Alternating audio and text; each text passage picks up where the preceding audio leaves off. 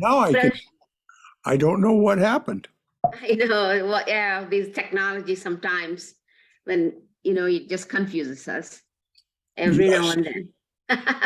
Well, It is. now I can hear. I'm glad. I'm glad we got it very simple. That's Even good. Cindy fixed it. even technology is Maya. Yes, Oh, yes. Yeah, inscrutable Emphatically Maya. so. Emphatically so. that is right. That's Yeah, right. the people who work with and invent and create these screens don't let their children play with them. All right, dear. Okay, that's good. We're all set now. Yes, we're a little late getting started, but That's okay. Just only a few minutes, Brother Shankara, no problem. We can Okay. always. We're on page 781 in the big book, binder book. It's about Annapurna's mother. That's where we are going to start now. We finished Banu. Now we're moving on to Annapurna's mother. Thank you, dear. The woman called Annapurna's mother lived in Nakuleshwar Bhattacharya Lane, Kaligat, in South Calcutta, and her actual name is not known. Her husband died when she was young, and then her daughter Annapurna died. She could not cope with this grief, and she lost her mental balance.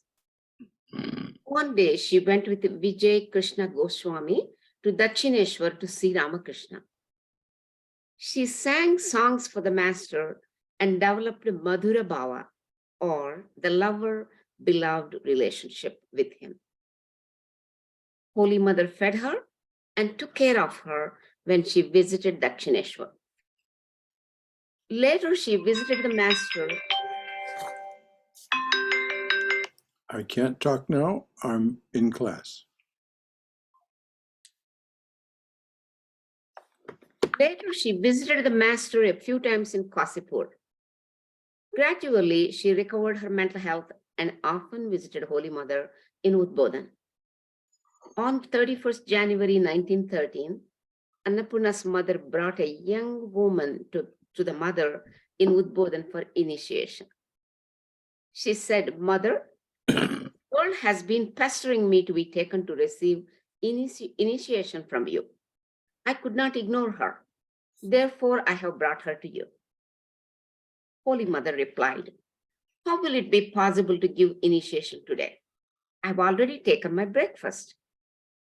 "But the girl is fasting," she responded.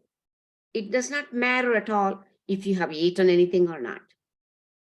"Is she ready for initiation?" "Yes, Mother, she has come fully prepared for it." The mother agreed. After the initiation was over, Annapurna's mother began to talk about the girl and said, "She is not an ordinary girl." After reading about Sri Ramakrishna, she became eager to practice spiritual disciplines. She cut her long hair, dressed herself as a man, and set out on a pilgrimage. Later, her father went there to Vidyanath and brought her back home. The mother heard these words in silence and then remarked, "Ah, what devotion." After the noonday meal, the mother asked her new disciple to rest for a while. She obeyed the mother for a short time and then left the room and went to the porch. Holy Mother remarked, "She's restless." The mother learned that the girl's husband was living alone and earning very little money, so she was living with her parents. Her husband visited her on weekends. Annapurna's mother reported to the mother that the girl had said to her husband, "You are not my husband. The Lord of the world alone is my Lord." The mother kept quiet, making no comment. In the afternoon, Annapurna's mother entered the room and said, "Mother, I saw you in a dream asking me to take your prasad, which would cure me of my disease. But Sri Ramakrishna forbade me to eat prasad from anyone. Still, I shall be glad if you will kindly give me a little of your prasad." Holy Mother refused to do so, but the woman began to insist upon it. Do you want to disobey Sri Ramakrishna? Holy Mother asked. Annapurna's mother replied, Sri Ramakrishna's words were applicable as long as I made a distinction between him and you. But I now realize you and he are identical. So please give me your prasad. Holy Mother yielded. A little later, Annapurna's mother and the young woman left. Holy Mother gave her last important message, how to attain peace of mind, to Annapurna's mother. See chapter 35. That's the end of Annapurna's story. Okay. Annapurna's mother. For those of you who haven't heard, what Holy Mother said, if you want peace of mind, my child, do not find fault with others. If you must find fault with yourself. The whole world is your own. No one is a stranger. So I'll repeat that. What Holy Mother said was, if you want peace of mind, my child, do not find fault with others. If you must find fault with yourself. The whole world is your own, my child. No one is a stranger. No one is a stranger if we see them as the divine being. And of course, how can we find fault with the divine being? The small s self.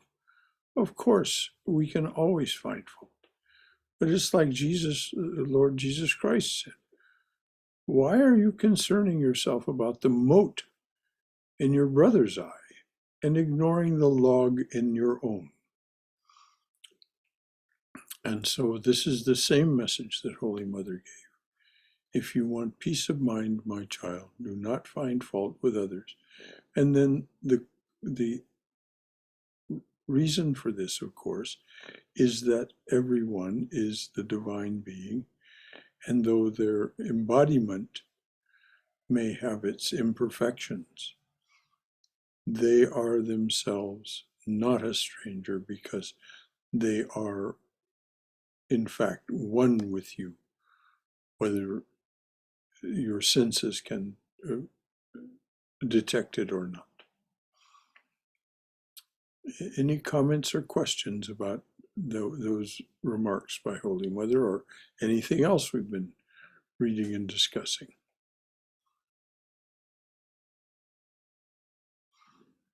All right, dear. Next one is Sarada Devi, Pravrajika Bharati Prana. That's her original name, I believe. She became a nun and was one of the founders of Sri Sharada Mat, which is the monastic order founded in the Mother's name in 1954, that is associated with the Ramakrishna Mat and mission, and the trustees have some responsibility for them, but they're totally independent in terms of running their organization. And Sharada or Bhakti Prana was one of the founders, and perhaps the first president. I don't recall. We'll find out, I guess. Yes.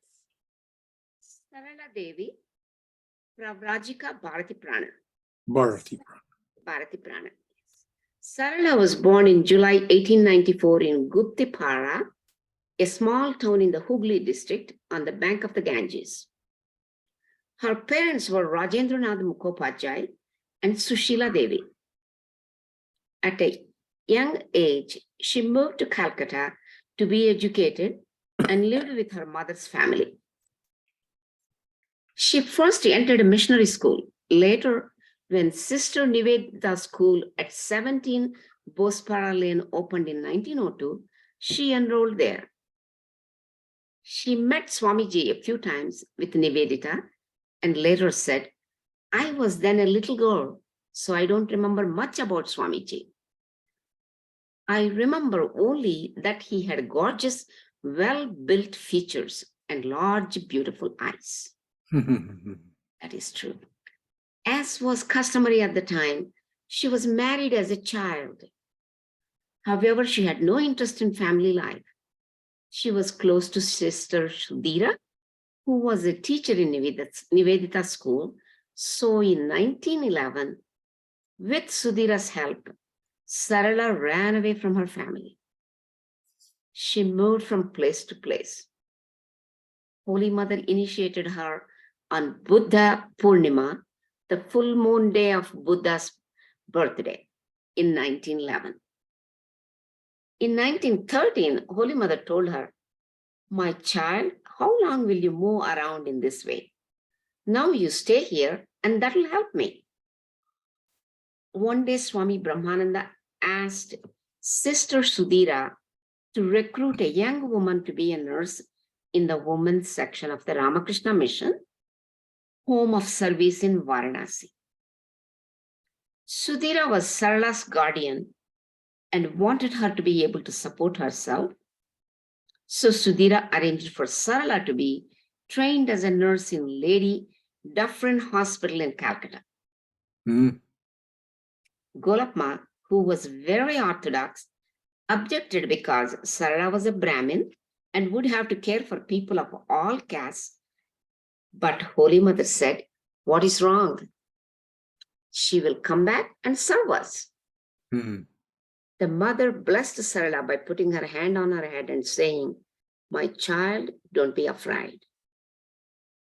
Sarala trained from 1914 to 1917 and became a registered nurse.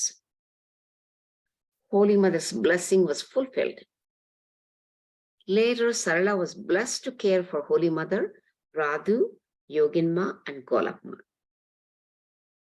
After the mother passed away, when Sarala went to bow down to Swami Shivananda, he said, "My goodness, your hands should not touch my feet.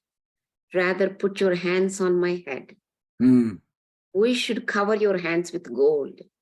You have served the mother of the universe with those hands." Beautiful.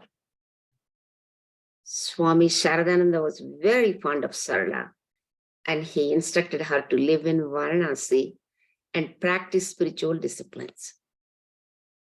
He also initiated Sarala into Tantric Sannyasa and gave her the name Sri Bharati. She was absorbed in sadhana in Varanasi for 27 years. From 1953 to 1954, during the centenary of Holy Mother, the Ramakrishna Mission decided to establish Sarada Mat for women, and on 2nd December 1954, Sarada Mat was inaugurated in Dakshineshwar. Swami Shankarananda, president of the Ramakrishna Order, initiated Sarala and some other women into Brahmacharya in 1953 and into Sannyasa on Holy Mother's birthday on 1 January 1959. Sarala received the name Pravrajika Bharati Prana and became the first president of Sarada Mat. She then began to initiate devotees, and she also traveled to various parts of India to establish branches of Sarada Mat. From 2nd December 1954 to 30th January 1973, Bharati Prana lived mainly in Dakshineshwar, where she manifested her ideal life to the nuns over a period of 18 years.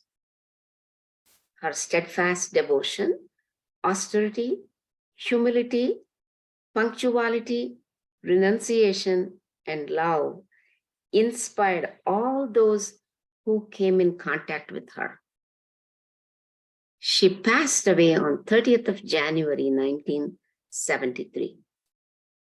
Her body was cremated at the Kasipur cremation ground near the place where Ramakrishna's body had been cremated.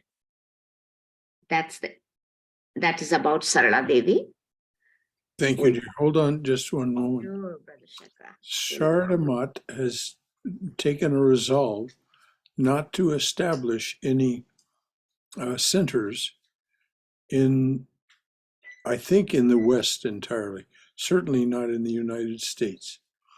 So any women who wish to join go to India, Western women, and a number have. And they find the life very challenging because it's not like it is a very austere monastic life that these nuns lead, and it is, and they really do. I heard this directly from someone who visited there, John Schlink. He actually was one of the few men ever permitted to go into the inner rooms, the inner part of Sarada Mat, because of his singing.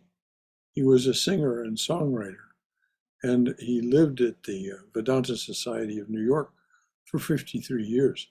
He lived as a monk, though he never took any formal vows. He came and spent the last 18 months of his life with us here in Atlanta.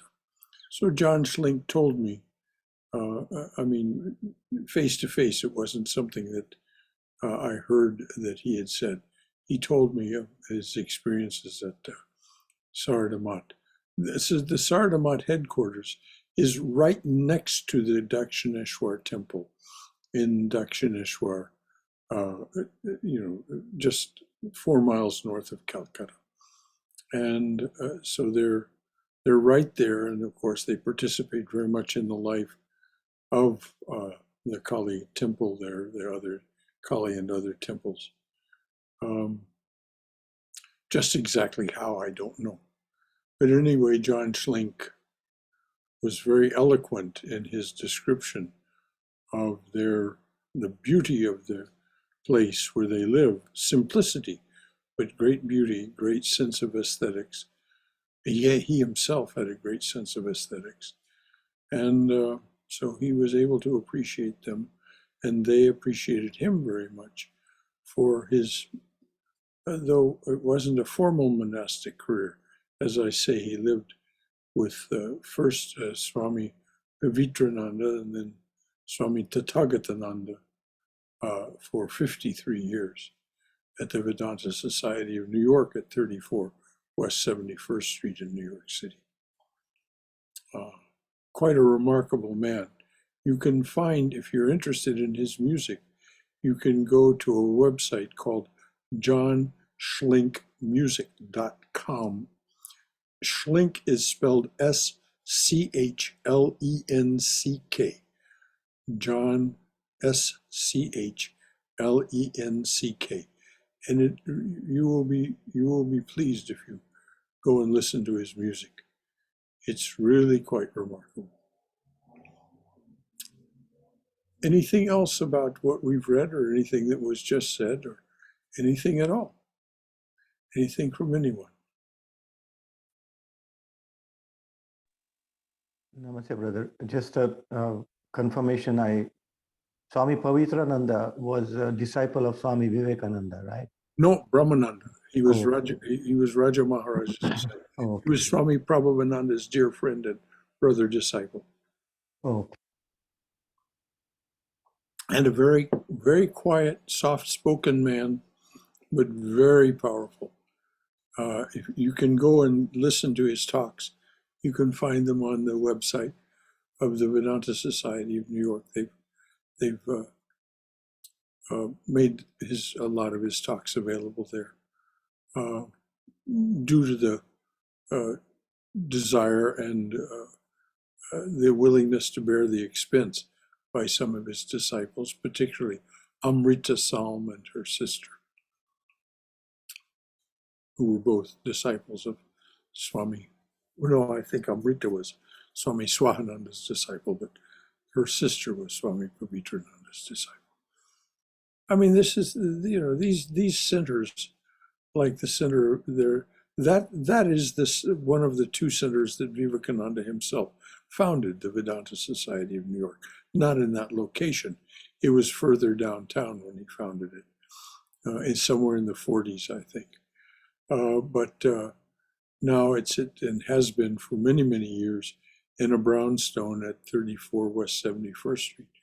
And it's where Swami Sarvapriyananda now serves as head minister. Swami Sarvapriyananda is now head minister of the Vedanta Society of New York. So it is a wonderful, wonderful place.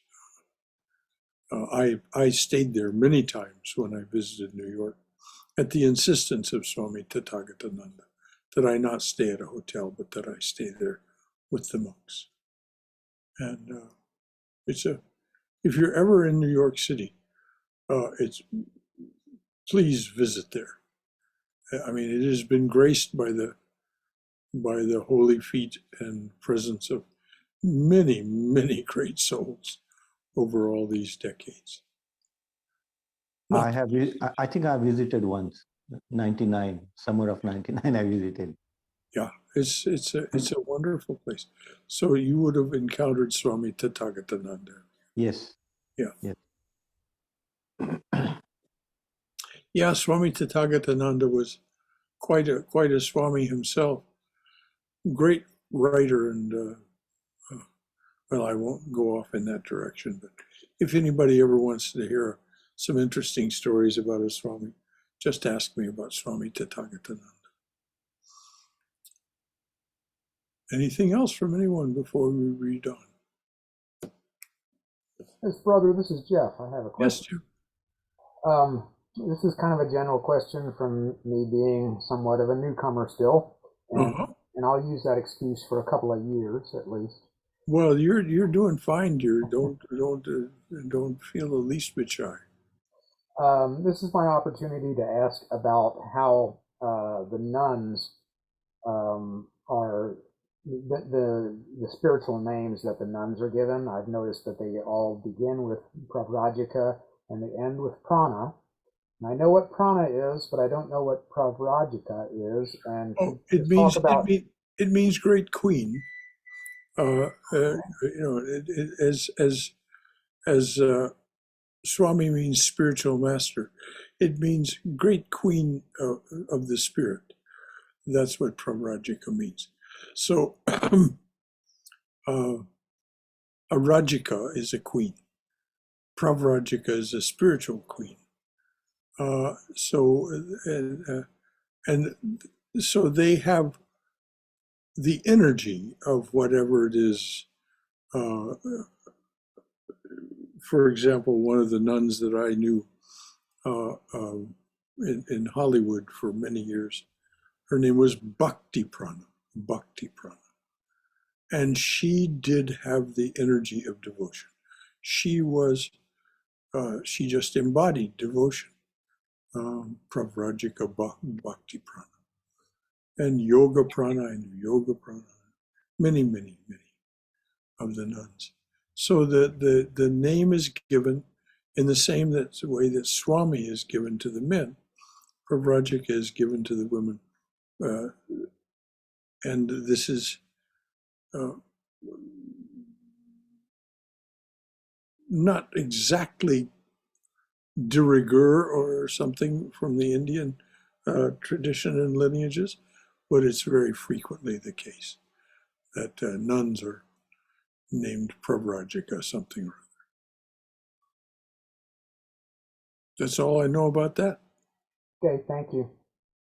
Anything else? Any follow on from you or anyone else? All right, dear. Okay, Brother Shankara. The fortunate dacoit Baba. Next. It's a short chapter. Chapter 5 introduced the robber who encountered Holy Mother in 1877 in the Tello Bello meadow while she was going to Dakshineshwar. The mother addressed him as father and his wife as mother, and they treated her as their own daughter. Readers may be curious to know more about this ruthless robber's background as well as his transformation. Professor Tarik Kumar Bandopajay, a native of Tello village, wrote a short biographical sketch in his Bengali book, which is called Sri Sri Ma O Dakat Baba. The following information is taken from that book. Sagar Santra and his wife Mantanjani lived in Tello village. Sagar was likely born in 1849. He got his name because he was born on the day of Makara Sankranti, an auspicious day when millions of people bathed in Ganga Sagar, the confluence of the Ganges and the Bay of Bengal. It is also said that he got that name because he had a gigantic body like a sagar or ocean. He was very tall and a robust body. He had a dark complexion and bushy hair. His upper body was usually bare and all his strong muscles were visible. No one dared to argue or fight with him. He could eat a lot in one sitting. He could eat 3 or 4 pounds of rice. Bah. In his youth, his family was poor, so he sometimes worked as a day laborer. He asked his employers not to throw away the foamy water from their rice, and he drank it to satisfy his hunger. He also ate leftover rice that was preserved in water at night. Every night after supper at 10 o'clock, he would rinse his mouth with a loud noise. All the villagers knew that Sagar had finished his meal.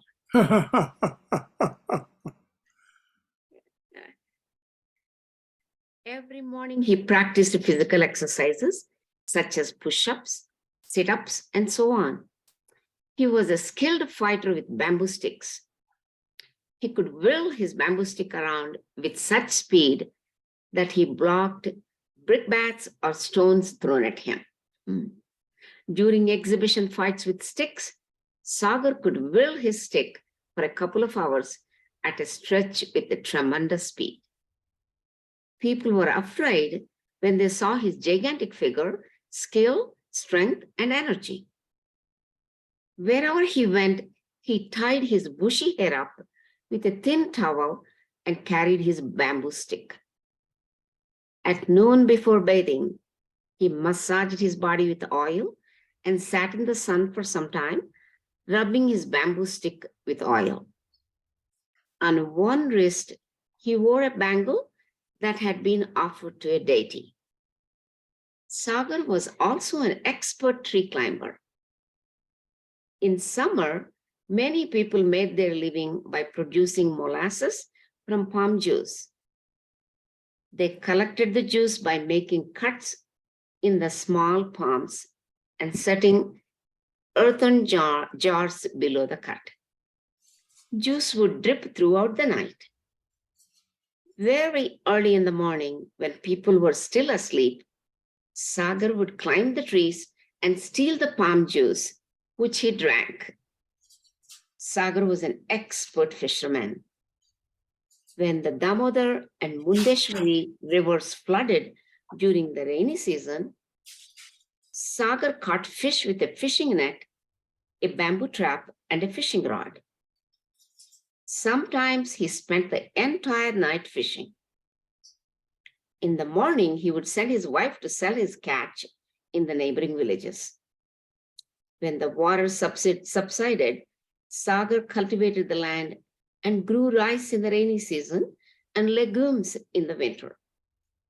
Sagar also worked for the wealthy Ghosh family of Tello village, who owned vast tracts of land. Jadugopal Ghosh had 2 sons, Shashibhushan and Nityagopal. Shashibhushan married Jugal Kishori, who came from the Palit family. She inherited some land from her father, but her brother claimed it. As a result, there was a litigation and bad feelings between the Ghosh and Palit families that turned into a feud. Both parties hired fighters to take possession of the land. As Sagar was a guard for the Ghosh family, he gathered a group of fighters and attacked the fighters of the Palit family. The Palit fighters could not withstand Sagar's skillful attack and they ran away. Thus, Sagar protected the property of his employer. When he retired from his job, he began to steal rice from others to support his family. I'm sorry, I'm in class, can't talk. When he retired from his job, he began to steal rice from others to support his family and from time to time rob also. Though Sagar sometimes stole from others, he was not a professional robber. Sagar and his wife were devoted to the Divine Mother, and he took a leading role in the public worship of the village. During the annual Kali Puja festival, a yatra was performed in the village for several nights. There was a yatra party in Tello village, and Sagar acted as the demon Kamsa in Krishna Leela, and Yama, the god of death, in a play on Sati Behula. Sagar also sang and composed songs. He and his wife had 4 children. The first was a daughter who died shortly after birth. The second was a son named Behari. The third was a son named Mehari, who died at a young age. And the fourth was a daughter named Durga Bala.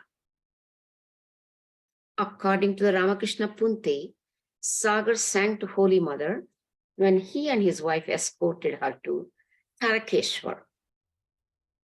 Generally, the robbers worked in gangs and did not take their wives during attacks. It seems Sagar and his wife were returning from somewhere to their village when they saw Holy Mother on the road in 1877. At that time, Sagar and Mantanjini had lost their first daughter and had no other children. It seems their parental instincts welled up when they saw the mother alone and helpless on the road. So instead of returning home, they devoted themselves to helping Holy Mother. Later, both of them visited Dakshineshwar and met the master. They received the master's and the mother's blessings. Sometime in April or May 1910, Sagar climbed up a bell tree to cut a branch and fell from the tree. He later died of a head injury sustained in the fall. Mantanjini then developed a mental illness and died 10 years after her husband. Holy Mother addressed the robber couple as father and mother and changed their lives. On 3rd May 1977, on the spot where Holy Mother spent the night in an inn with her robber parents 100 years earlier, the villagers of Tello Bello built a temple and installed an image of the mother. Swami Parameshwarananda, a disciple of the mother, dedicated this temple and established Telua Ramakrishna Sarada Sevashrama. And what year was that again? 77, you It said? was in 1977 on May 3rd. Oh, wonderful. Very recent. There are so many places. If you go to India, so many places not very close to Calcutta. You can go and you can stay at the guest house, either at Belrumat or at the Institute of Culture in Kolkata itself, in Gold Park, and visit so many places. Swamiji's ancestral home has been, Swami Vivekananda's ancestral home has been restored and is now a kind of a research institute and college, a branch of a college. And just there's so many places, these places associated with the mother. So if you get a chance to go, there are so many places within just a day's drive. Now, of course, to go to Kamarpukur and Jairambati, the home villages of the master and the mother, it's very easy from Kolkata. Any comments or questions from anyone? I just want to make a comment about this dacoit Baba, Brother Shankara, this Yes. robber. Even though he became a robber out of desperation, he actually have so many good qualities. So this tells us all robbers and cheaters are not bad people. They have some desperation of food, some of them, not all of them. This story tells us that he was desperate for food for his family and him. He started stealing food and stealing things. And Well, you know, Vivekananda says, and this is his recommendation about not judging and so on. He says, everyone is just seeking happiness and freedom. And so they may mistake, and it isn't that he was condoning what they did, their antisocial behavior. He was just saying, you know, this is a way not to find fault with others. You know, we cannot condone their antisocial actions, of course. So the laws, you know, will deal with them as they deserve. We hope that as they deserve. he became a devotee of mother, he and his wife at the end. Yes, yes. They were trying to rob her, and then they became the devotees of mother. They've never tried to rob her. They never tried to rob the mother.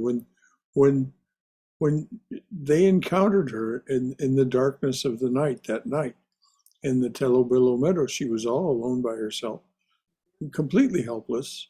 She had walked as far as she could. She was very tender, and so she walked as far as she could. And so she was just so grateful when they came and she addressed them as father and mother. Of course she would. You know, they were older than her. And this is how she saw everyone who was older than her, was a father and a mother. And so, or well, in any event, she addressed them as father and mother. And of course, the way she did it, and because of who she was, it just stole their hearts. And so they immediately just began to serve her rather than rob her in any way. She didn't have anything to take anyway. She might have had a few, you know, a few annas on her, a few pice, who knows. But, you know, That's true. nothing of any consequence. Thank you. So any other comments or questions from anyone about any of this? About this marvelous story of this robber?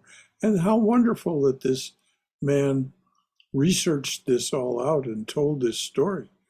I've forgotten his name, you mentioned it. But if Swami Chaitanananda had not believed it was accurate, he would not have included it in his book. He had, obviously he had respect for the man's journalistic capability, his ability to research and tell a story. He was a professor and a native of Tello village, that same village where the guy, Baba, Dacoit Baba came. That's why he was motivated to do it. Do it, yeah. And it was very, very well. He developed the story very well, told it very well, I thought. Anything else from anyone? Just an observation here. You know, this Sagar, this dacoit Baba, who was so poor and eventually got blessings of mother and worked for this this landlord. I don't know if there is any trace of this landlord and this family or anything which is significantly, which can be mentioned, after 100, 130, 50 years almost. But this person has become almost immortal now. This we have heard about this story just because of Holy Mother's blessing and the way he just the life took turn, I would say, suddenly by previous good deeds from previous life or whatever, by Mother's grace. But it's amazing. I mean, it's just Yes, amazing. and now there's this temple. Yeah, he just that- found her there, and they helped her. yeah, And they had that satwa to help her, not to Exactly. take advantage of her in whatever yes, way. exactly. So But what is the name again of that temple, It's, Haima? here it is. Let me go back. It's called Teluva Ramakrishna Sarada Sevashrama, Yeah. So this, as you said, Charlotte, helping ashrama. this man has been immortalized by the creation of this temple. His encounter with the mother and his wife's loving service to her has now been immortalized in this temple, which will be maintained for Lord only knows how long. You know how long temples maintain themselves in India, particularly if they're underwritten by a great organization like the Order. It's now part of the Ramakrishna Order's activities. So, yes, the story of Sagar will be told many, many times, many places, and I'm glad we heard it in this detail. This is the most detail I've ever heard about the man. It is. yeah, I think the same here. It sure Yeah. is. Yeah. Very inspiring story. Very Extremely inspiring. inspiring. Very inspiring. Extremely. And as you pointed out, Haima, it just goes to show that not everything is as it seems on the surface. There may be, Exactly. well, it's an interesting thing, and I don't know if this is still persists, but it did at the time that I was studying political science with a man named Tom Trombatus, Professor Trombatus, in 1967. He told us the story about, because he was indicating the difference between American judiciary system and the system in the Islamic countries. If the punishment for theft in Islamic countries is loss of a hand, but they have this system called majlis. It's a group of the elders of a particular locality, and they're the judge and jury for something that happens like this. So if a man is found to be stealing, they try to determine why. And if he is stealing because he is so poor that he needs to steal to feed his family, instead of cutting off his hand, they will find a way, the majlis itself will find a way to help that family. That's the right thing. And so this is, it is, and Trombatus was saying, this is one of the reasons that our banking system and our judicial system, our system of laws and the way we apply them, he said, these are the two impediments to our ever having any real influence other than purchased influence, bribed influence in the Islamic countries. That's true. Because they, at least the traditional Islamic ways, are so very different than our own. Trombatus was an interesting professor. He predicted the Iranian Revolution. Yeah. I mean, he predicted it just almost down to a T what actually happened. Anyway, that's my story about Tom Trombatus and the difference between the way robbers are treated in that system, and I suspect in India as well. There's the English system of law didn't take full effect in all instances. Anything else from anyone? Okay, we've got some minutes left. Do you want to start the next one? Who's next? We have 2 pages left, Brother Shankara. That's all for the whole thing, whole book, and then appendix is the one. Two pages. Just 2 pages. We can finish it today, actually. All right, dear. We should be able to in 10 minutes very easily. Here it is. Now, next we are moving on to Holy Mother's Temple at Belur Math. That's a short paragraph. After Holy Mother's passing away, Swami Saradananda had 2 important tasks to do in her memory. He had 2 temples built. One was on the spot in Jairampati, where Holy Mother was born in 1853, and the other was where her body was cremated at Belur Math in 1920. Some of the mother's disciples and devotees came forward to fund these projects. It's amazing that Holy Mother's temple was the first built among the 4 temples at Belur Math, even before that of Ramakrishna. Holy Mother's temple was consecrated on her birthday, 21st December 1921. Since the mother loved the Ganges, her temple faces this sacred river. Moreover, before his passing away, Ramakrishna had told her in an abstracted mood, "Look at the people of Calcutta. They are like worms squirming in darkness. You must bring light to them. This is not my burden alone. You too shall have to share it." Holy Mother is facing eastward across the Ganges towards Calcutta as the Master wished.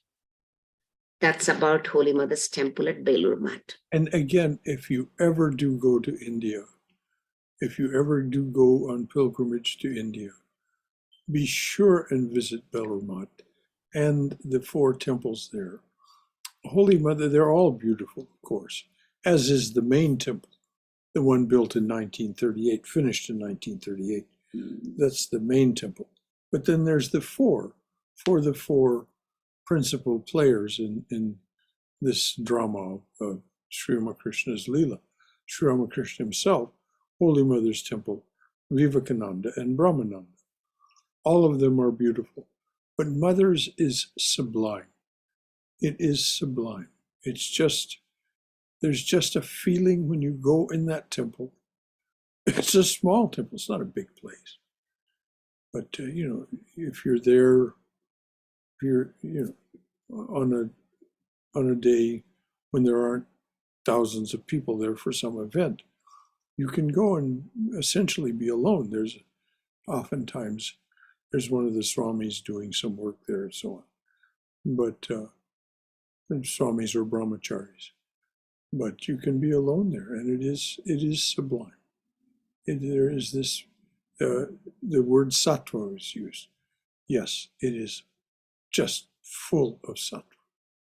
Vivekananda's temple, on the other hand, has a very energetic feel to it. It has there's that energetic, not rajasic, but sattva mixed with that energy that Vivekananda, the cyclonic monk, as one of the St. Louis papers dubbed him at the time of his being in the United States. Okay, you said there was just a bit more? 1.5 pages, that's all. 3 other temples at Belur Math. The following are short histories of the other 3 temples at Belur Math. Swami Vivekananda's temple stands on the spot where Swami Vivekananda's mortal remains were cremated on 5th July 1902. It was consecrated on his birthday on 28th January 1924. The temple has in its upper story an alabaster Om in Bengali characters. Beside the temple stands a bilva tree in the place of the original bell tree under which Swami Vivekananda used to sit, and near which, according to his wish, his body was cremated. Swami Brahmananda's temple stands on the spot where his body was cremated on 11th April 1922, and it was dedicated on his birthday on 7th February 1924. Swami Brahmananda was the spiritual son of Ramakrishna and the first president of the Ramakrishna Math and Mission. Ramakrishna's temple was originally conceived by Swami Vivekananda, and it was dedicated on 14th January 1938 by Swami Vijnanananda. It enshrines the sacred relics of Ramakrishna. On 9th December 1898, long before the temple was built, Swami Vivekananda installed the relics of the master at Belur Math. Architecturally, this temple has an important place among modern temples of India. It incorporates the motifs of various religions, thus symbolizing the harmony of religions taught by Ramakrishna. Next, Holy Mother's temple at Jairambati. The omniscient mother knew that in the future, her children would visit Jairambati on pilgrimage. So before she passed away, she arranged to purchase her brother's the plot of land where she was born. Holy Mother told her disciples in Jairambati, in the future, during my absence, the master's disciples and devotees will come here. And if they have to go from door to door for a little food and beg for shelter from the villagers, it will be unbearable for me. Henceforth, you make some arrangements here so that they will find shelter. To fulfill Holy Mother's wishes, Saradananda came forward to build her temple in that remote village. Swami Parameshwarananda and a group of monks overcame many difficulties and had the temple built within 2 years. When the Jairambati temple was under construction, an old gentleman at Udbodhan house asked Swami Saradananda, Maharaj, is it right to build the mother's temple before the master's temple? The Swami replied, you will get an answer if you ask this question to the master and the mother. Only this much I can say, that if we had your suggestion before we undertook this project, perhaps it would have been otherwise. Everyone laughed and the gentleman was embarrassed. The sanctuary of the Jairambati temple is 33 feet, 6 inches long, and 19 feet, 6 inches wide. The front veranda is 10 feet wide, the back 9 feet, and each side 8 feet, 9 inches wide. The dome is 40 feet high. Some masons from Calcutta and local workers built the temple. Holy Mother's temple was dedicated on 19th April, 1923, Akshay Tritiya, Thursday, 6 Vaishak, 1330 BE. Swami Vishweshwarananda, a disciple of the mother, performed the ritual, and Swami Saradananda installed on the altar an oil painting of the mother that she herself had worshipped and had installed at Lalit Chattopadhyay's house. The festival continued for 4 days. Thousands of people came from various parts of the country and the neighboring villages. During Holy Mother's centenary celebration in 1953 to 1954, the front Nat Mandir was added and a marble statue of the mother was installed. The oil painting was moved to her bedroom in the temple. Swami Nikhilananda, a disciple of Holy Mother, wrote, 3 shrines now stand as memorials to Holy Mother, all erected by the loving care of her beloved child, Swami Saradananda. One is the Udbodhan, where she spent the last 11 years of her active life. The second, a white temple, stands on the bank of the Ganges at Belur Math, where her body was consigned to fire. The third, another white temple, has been erected on the site of her birth at Jairampati. From the top of this temple flutters a flag emblazoned with the simple word Ma,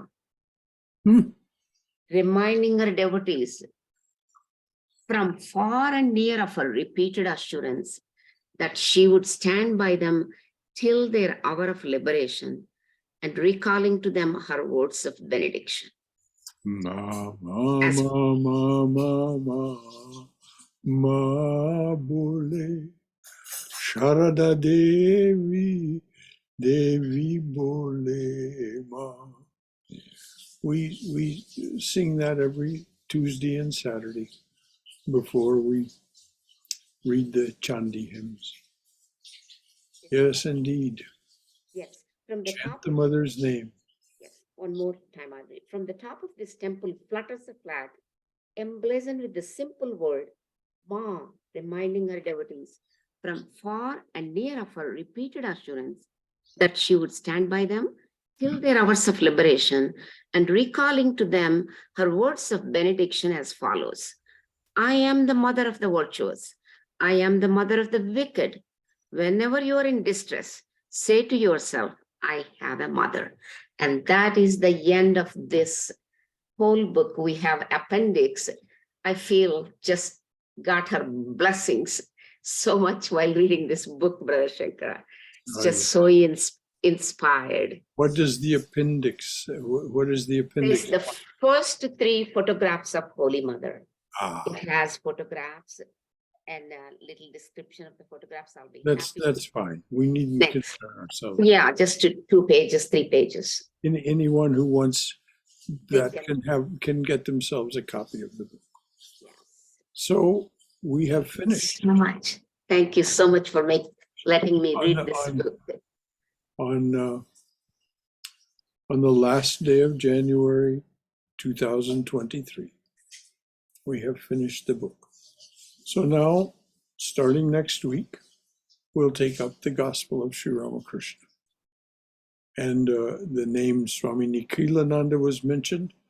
This is the work of Swami Nikhilananda, translating M's Katamrita and naming it the Gospel of Sri Ramakrishna. And we'll start, of course, with the really extraordinary introduction that Nikhilananda wrote for that book. So, Haima, will you continue to be our reader? Definitely, Brother Shankara. All right. No So, doubt. thank you, dear. I Well, will. you do so well. Thank you so much. So next week we'll start Swami Nikhilananda's Gospel of Sri Ramakrishna. Any of you who don't have a copy and would like to have just a PDF copy, let me know, and I'll just email me, and I'll email you back a PDF copy of the Gospel, which is, it's so that you won't have to have the book. It won't be paged. It doesn't have page numbers like the book does, but all the text is there. Everything's there. So if you don't want to buy the book, but you can from Vedanta.com, you can get a hard copy of the book, very reasonably priced. It's not extraordinarily expensive for such a big book. And I cannot recommend highly enough reading the Gospel. It really tells the story of M's relationship with the Master over the 5 years that he knew him. but the introduction by Swami Nikhilananda makes it much more comprehensive than just the 5 years. Anything else from anyone before we close out this evening?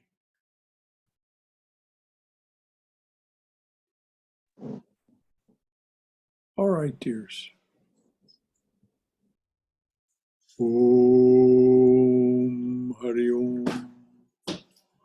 Om Asato Ma Satgamaya. Tamaso Ma Jyotirgamaya. Mrityorma Amrutangamaya. Abir Moiti. O dearly beloved Lord, lead us from the unreal to the real. Lead us from this realm of endless noise and relentless confusion to thine abode of silence, serenity, clarity, and peace. Lead us from darkness to light. Lead us from darkness and ignorance to the brilliance of thy wisdom and love. O lead us from darkness and ignorance to the brilliance of thy wisdom and love. Lead us from death to immortality. Light us through and through. Light us through and through with thy everlasting, shining presence. Om Shanti, Shanti, Shanti. Peace, peace. Peace be unto us and to all beloved beings everywhere. Hari Om Tat Sat. Beloved Lord, make it so. Jai Shri Guru Maharaj Ji Ki Jai. Durga, Durga, Durga. May we be safe. May we be healthy. May we be cheerful. May we have peace of mind. And may we be always, and know that we are always, in the loving and protective embrace of the Divine Being as our Mother and Father. As the Mother said, when you are in distress, remember you have a mother. So any final thoughts from anyone? Good to hear your voice, and thank you. Hello, Pierce. So good to see your name on the screen, Pierce. Yeah. All right. To hear the ending of this and to hear the start with Ramakrishna, I'll try to join. Okay, very good. Well, tomorrow night, of course, we take up our continued reading and discussion of Bhagavad Gita. And so on. So, until next time, may you be well and in bright spirits, my dears. Good night, Brother Shankara. Thank you. Good Good night. night, everyone. Thank you so much.